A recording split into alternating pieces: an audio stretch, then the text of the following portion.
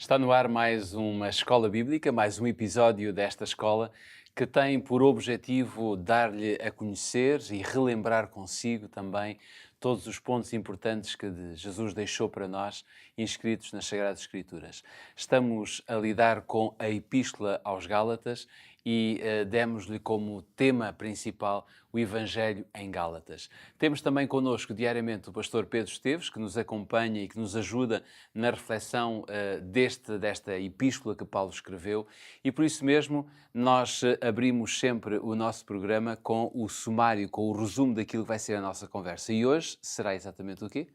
Hoje vamos fazer uma viagem até ao Sinai e o nosso sumário diz-nos que a lei dada no Sinai, a Moisés naturalmente, ela não veio anular aquilo que já tinha sido dado por Deus, a dinâmica de fé que tinha sido dado por Deus a Abraão naquela aliança baseada na promessa.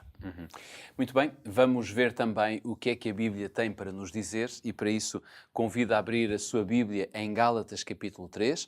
Se tiver a sua Bíblia em papel ou em algum formato digital, não importa, poderá fazê-lo a partir de agora, Gálatas capítulo 3. Se não tiveres um exemplar da Bíblia consigo, pode acompanhar a leitura que fazemos a partir do nosso quadro que diz mas digo isto, que tendo sido a aliança anteriormente confirmada por Deus em Cristo Jesus, a lei que veio 430 anos depois não a invalida, de forma a abolir a promessa. Pedro, no fundo, Paulo, aqui no capítulo 3 de Gálatas, relaciona a promessa feita a Abraão e a lei dada a Moisés como duas coisas que podem, enfim, estar ligadas ou pelo menos têm um relacionamento. Qual é o ponto definido pelo apóstolo nesta passagem? Podemos dizer que, em primeiro lugar, Paulo continua, mantemos-nos no capítulo 3, onde já em diversos episódios anteriores nos temos centrado. Ele continua neste campo, digamos, de debate entre lei e fé.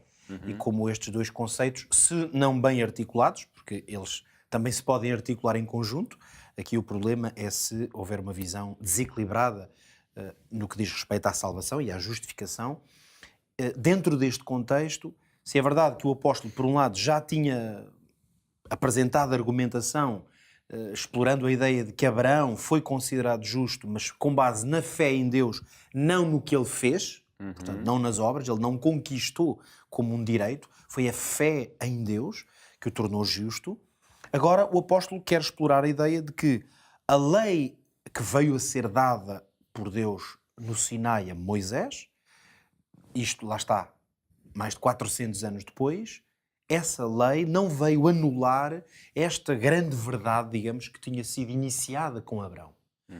Já aqui explorámos também a ideia de que, no fundo, o chamado de Deus feito a Abraão é como se fosse o início de um verdadeiro evangelho, porque foi através da promessa, da graça de Deus em favor de Abraão e, por outro lado, através depois da fé que Abraão, da confiança que Abraão demonstrou para com essas promessas, que foi possível esse plano estabelecer-se e foi por esse plano que Abraão foi considerado, de facto, um homem justo. Ora, Paulo vai agora fazer a relação entre estes dois momentos, mostrando que a lei de Moisés, dada a Moisés naquele momento, embora introduzisse também novas dimensões no relacionamento entre Deus e o seu povo, não vem de forma nenhuma anular esse conceito de fé, de confiança nas promessas de Deus, que tinha sido iniciada com Abraão. Aliás, esse é um tempo de continuidade e não de ruptura em relação àquilo que tinha acontecido. O próprio Deus se apresenta a Moisés como o Deus de Abraão, de Isaac e de Jacó. E esse conceito, que é como quem diz o Deus da aliança, na verdade, Deus continua, mesmo nesse momento da história de Israel, depois do resgate do Egito e toda essa nova dinâmica em que Moisés liderou o povo, no fundo, este princípio estava claramente estabelecido. Ora, aqui parece-me importante também notarmos o que o próprio apóstolo diz no versículo 16. Nós lemos há pouco o versículo 17. No entanto, a verdade, o versículo 16 diz que as promessas foram feitas a Abraão e à sua posteridade. E o apóstolo chega a dizer que o texto não diz às posteridades como falando de muitas, mas à posteridade como uma só. e à tua posteridade, está ele a citar, e depois completa o apóstolo dizendo que esta posteridade é Cristo. Repara, o apóstolo Paulo está aqui a fazer uma coisa muito interessante, que é fazer como que uma interpretação, na verdade é isso, uma interpretação do texto, daquilo que foi dito, da promessa que foi estabelecida com Abraão. É lógico que lá nessa promessa não está a dizer que essa posteridade é Cristo.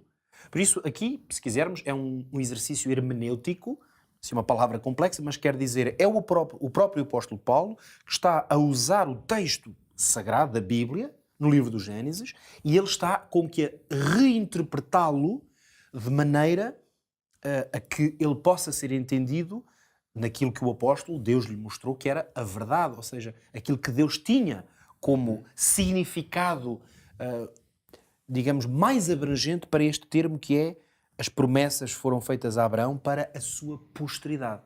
O que é que então o apóstolo descreve ou defende?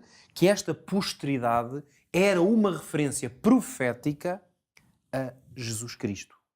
Ou seja, o pacto feito com Deus e Abraão, na verdade, ele já estava em ligação a Cristo.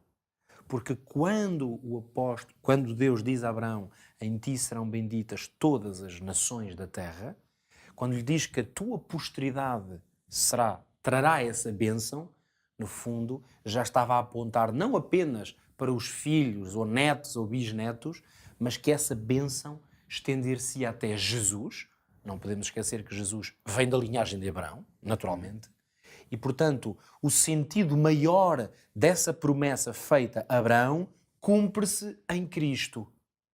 E aqui, isto ainda vem fundamentar mais a ideia, que ainda há pouco aqui me referia, de que há a promessa feita a Abraão e a aliança estabelecida com Abraão, agora fica mais claro com estas palavras do apóstolo Paulo, que na verdade era o Evangelho. Porquê? Porque já se baseava na ideia de que a linhagem, ou este processo que Deus agora inicia com Abraão, vai até Cristo. Ou seja, o concerto que Deus faz, e que Deus fez neste caso com Abraão, e que fará com qualquer um de nós, é sempre uma promessa. É uma promessa e nós sabemos que Deus cumpre as suas promessas.